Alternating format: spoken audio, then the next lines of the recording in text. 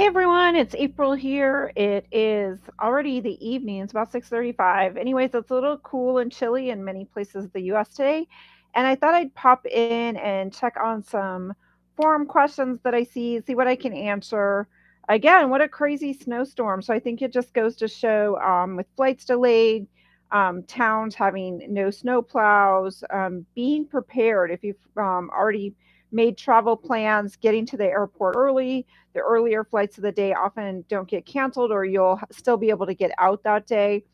Allowing extra time if you're driving and the roads are bad, allowing extra time. Take your time. Think about how you're going to get to the airport. Think of an alternative plan.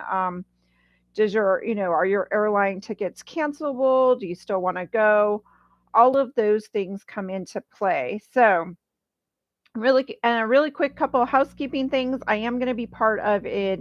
I'm co-hosting an online travel symposium. That's March 4th. You can get your ticket at the-travelcollective.com. Discount code for half off a ticket is travel, all lowercase, 23. So I'll try to put that in the show notes. Or you can always just, drop a comment and I can hit you back there too. So let's pop on over and see what questions I can answer. Let's start with Maine today. I keep seeing Maine come up in a lot of questions. It's a beautiful place to go. You can actually break Maine up in more than one trip. You could make Portland, Maine, just a long weekend and do day trips out from there. Or even Bar Harbor would make a great base to spend several days because you've got Acadia National Park. You could take a drive up to Lubec, which is at the border of the US and Canada. You could just have more time to rent bicycles, do horseback riding, do more things in Acadia National Park. And you want to check and get some of your, see what weekends are going on there. So let's just see what happens to be in here. Someone's got an end of April visit that they're asking about. If you're not sure what the weather's going to be like, go to the Weather Channel. You can look at historic averages for those days and kind of see with this funky weather we're having this year. I can imagine that we may still see some snowstorms, some unsettled weather into March. So even April, it's not unheard of to get snow in some of these areas. They're talking about a 4-night visit, no car, nice hotel. Anything in that downtown Bar Harbor area is very walkable. So just do your research. When you look through TripAdvisor to read the reviews, or Yelp, or any of the other, even Google, you can Google and read reviews. Look at the bad reviews too and just weigh out, what are they complaining about? Are they complaining about the check-in process? Are they complaining about the bed? Are they actually complaining that the shower or the heat doesn't work? Just do your research, do a little investigation. I know I have a friend right now staying at the Luxor in Vegas, and the Luxor is getting a bad rap about the rooms, but a lot of it is they're offering inexpensive rooms, but then everything's an add-on. You want a refrigerator or a mini bar, that's an add-on. You want a microwave, that's an add-on. So do your homework, and it's often worth it if you can eat your breakfast in your room, or if it's as part of the price of your package when you stay at a hotel. Depending on your financial situation, which this year, it's tough. Things are getting more expensive. You may want to make use of your points or miles and stay at a corporate, which I believe there are some in Bar Harbor that make use of that. Again, it kind of depends who's going on the trip, your why. What is your why? If you really just want to take your time, relax, be more romantic, then you may want to look at a smaller property, a bed and breakfast, or something that has maybe a fireplace or something that's walking distance to the water. Those things may make a difference. If it's a family, you may need things, an area for the kids, a pool, even though it may be a little cold. Is it a heated pool? Is it an indoor pool? I know with teenagers, oftentimes, having that swimming pool just gives you more options of things to do.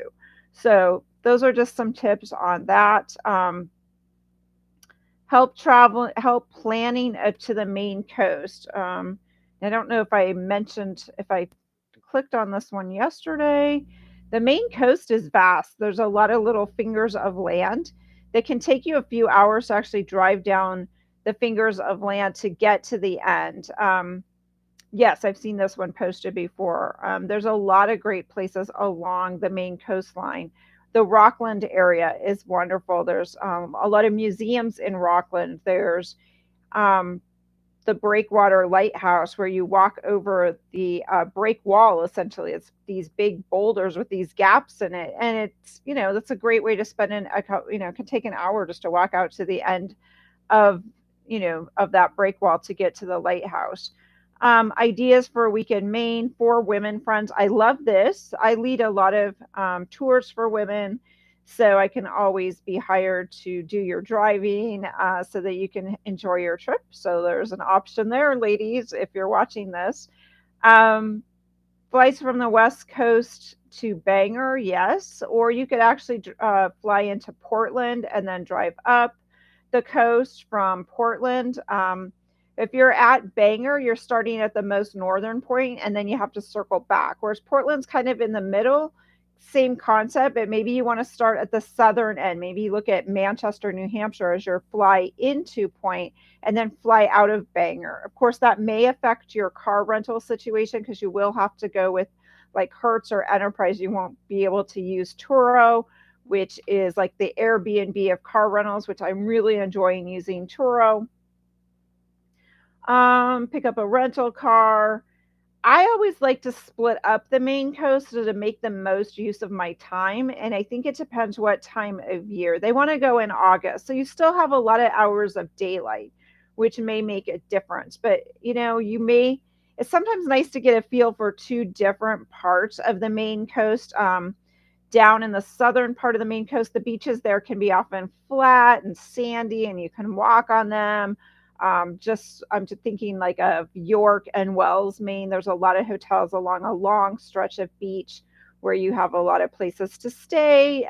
They've got a funky little downtown area with some restaurants and shops, and you still gives you that old school kind of vibe. You can almost imagine the ladies in their Victorian gowns and the saltwater taffy. It has that feel. Whereas you get further up along the main coast, and you may find yourself literally there's some of these towns that there's the lighthouse and then there's a few little buildings and then that's kind of the end of that point of land. um, there's one that's like out on an island. There's a lot of places. I think Bar Harbor is nice, but I think there's a lot of other places too. Like I mentioned, Rockland I think is really an incredible place to stay. If you only have a week, that may not be a lot to work with if you don't want to do a lot of driving. So I will drop these ladies some suggestions. Yeah, someone else pointed out, don't use Bangor. It just doesn't make sense to me to do that. I think I'd start in Portland or something like that. Check out your airfare prices. There are some lower cost airlines that are, making air travel very affordable, but then they limit you on luggage, like Frontier. It's a lot of add-ons. I don't think Avalo runs West Coast to East Coast yet. So there's that. Let's pop into is it worth it with mobility issues? I think anything can be worth it. I think it just depends on who you're traveling with and what your mobility issues are. Sometimes then taking a guided tour with someone that's doing your driving. Honestly, a lot of things in New England are very close to the road. So as long as you can do a little bit of walking or someone can drop you off, or you can even just sit and people watch. I can think of a lot of places like that, Kennebunkport. You're not doing tons and tons of driving. But I would maybe think about getting a driver, someone that can drive you right up to where you're staying. I think it really just depends on what your issues are. Just look at where you're staying. Again, you may want to stay somewhere that definitely has an elevator, that definitely has, maybe if you need them, wider hallways, rooms with where the roll-in showers. Let's see, Algonquin trip. I love Algonquin. It can get really busy. Um, but I think it's a great little town. I think there's a lot of things to do right in that area. Um, they're considering staying there or staying in Portland. I still would try to stay in Algonquin. I just like the feel of Algonquin Of course, if you're going out for the day, you're going to have a little traffic getting in and out of the town, but I just think it's well situated. Um, and I think that there's things to do there. There's a little bit of shopping, there's places to eat. You can do a day trip. Yeah, there's the boat. I like taking the boat. There's the lobster boat out.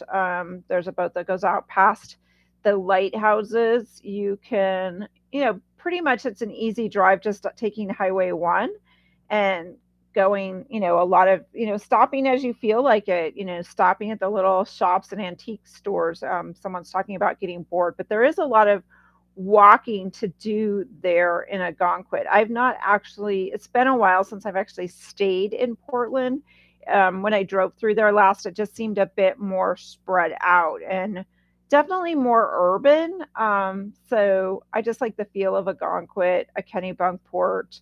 I can think of some other towns along the Maine coast, even Kennebunk itself with the big old homes. I just think there's a lot more to do there. Multi-day trips. Let's see what else we've got here. Anytime you've got someone with special needs or issues, I always advise, taking that extra time and calling places you're going to stay, maybe calling the Chamber of Commerce just to get some input. 2 weeks in June, I would definitely be planning it now. There's a lot of large family trips that looks like going on. So if you do that, I would always pick a place that has a lot of things to do. They're talking about Freeport. I don't know if they're mixing up. I guess they're talking about Freeport, Maine, where all the outlet stores are. Kankamangas Highway is really nice. I don't know if 3 days there in the White Mountains is necessary unless you're going to do like some hiking or mountain bikes or other things like that. I mean, if you have teens, you might want to look at the Flume Gorge. That's kind of interesting. A lot of, all the steps and the walking. Outdoor things, of course, are really popular. Renting bicycles. I know they probably have some mountain biking, off-road biking kind of things that they do there in those areas. I think there's a water park even in the North Conway area.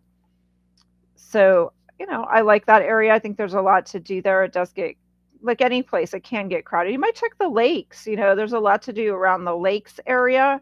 And then you can also drive the kink one of the days. You're right along the interstate there, so you can go north or south to different areas. I don't consider Acadia a day trip as such. I think you need more than one day. Someone's asking if Acadia is really worth it. I think that depends on when you're wanting to go and what kind of experience, because it can get very, very crowded. So if you're looking for something that's not quite as crowded, you may want to consider another time, just looking at your dates. I mean, there's many other places along the Maine coast that have the scenery, that have that have lakes, that have lighthouses. So I guess it's if you want to, kind of say you've been to Acadia National Park and have experienced that, because it is similar to other parts of the coast, and it is kind of out of the way, and there are some additional hurdles with that. I imagine it's just going to be, everybody wants to go there, so it's going to be more crowded, kind of like the place to go. Let me pop into just to see if there's anything new in the New England chat for tonight.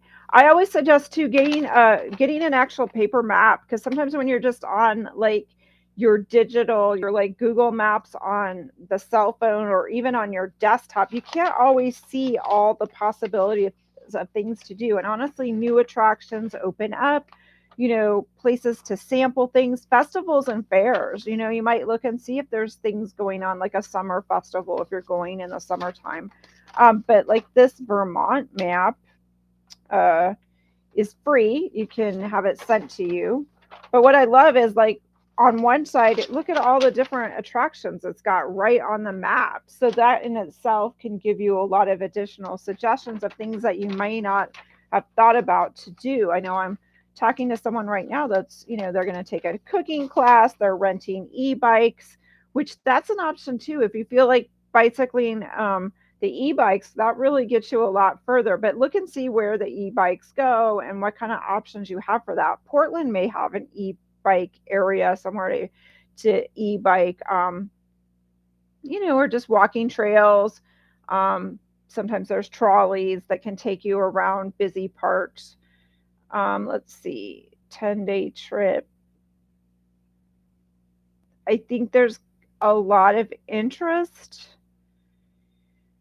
Let's see, Boston, New England road trip. And I was in Boston and New England last year in June, and certain areas can get very busy. So again, it's partly like planning ahead. Look at tours by locals if you're looking for local guides, even to start the email process. LinkedIn, you can search literally for people that are tour guides and reach out to them, and sometimes that'll help you find someone to ask specific questions or turn you on to a certain place. Free tours on foot. A lot of the colleges, and there's a lot of small colleges in that area, often have activities. Public libraries, Chamber of Commerce, they're often aware of a lot of free things that may be going on that you can take advantage of, as far as a walking tour or a morning, festival, or even, crafty things if you have kids, something different.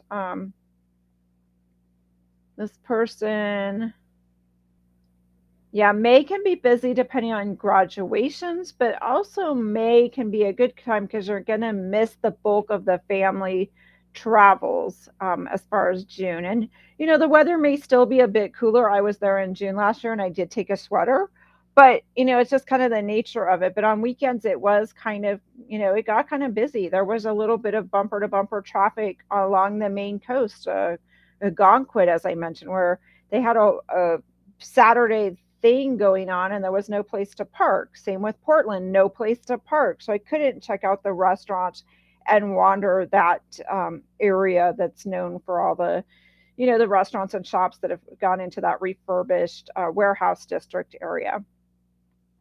So I'm going to cut it for tonight. I listened to Peter Greenberg this morning. He's always on Thursdays generally. He's got a lot of good information. If you have specific questions about when to book airfare, he's got good tips on that. So you might always check that. And again, he reminded us that, just the incredible loss of life that's happened in Turkey and Syria with the earthquake. And if you go to the Peter Greenberg website, they have verified places if you'd like to help by sending what you can money wise to those places. And if you haven't signed up for my newsletter, I haven't been sending out as often, but I've got a lot of great speakers coming up on March 4th, everything from human power to travel, to traveling with a disability, to packing light, to culinary travel. So a lot of really unique kinds of travelers and people joining from Australia, Florida, all over the world to participate in this, and some great tour guides that you might want to use or put in your Rolodex to pick their brain. So hope you'll check in again. Tomorrow's Friday, so I don't know if I'll be back here live, but I've been trying to do a few more of these. Thanks, guys.